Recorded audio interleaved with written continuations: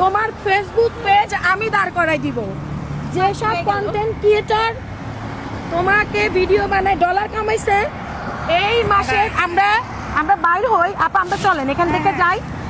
তোমার জন্য আরো কি কি আসতেছে আপা, আপনি আমার গাড়িতে উঠেন, নাইলে কবে আমি আবার ওরা চিন্তাই করে লয়ে যাইতেছি। উঠো বোন, তোমার বাসা কোথায়?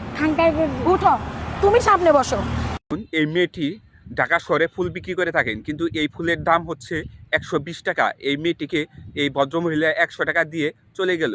এই বোনটি দেখুন তারপরে কিভাবে মন খারাপ করে বসেছিল। উনি আমার 100 টাকা দিয়ে চলে গেছেন, উনি 20 টাকা দেয় নাকি 100 টাকা দিয়ে দিন।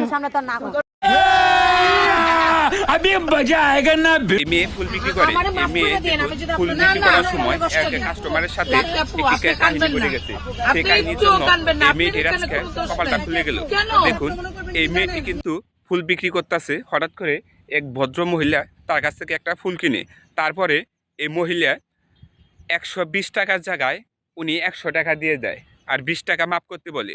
এর ফলে এই মেয়েটি প্রচুর পরিমাণে ভাইরাল হয়েছে। এই ভাইরাল হওয়ার পরে দেখুন এই মেয়েটির সাথে ওই মেয়েটি দেখা করতে আসছে।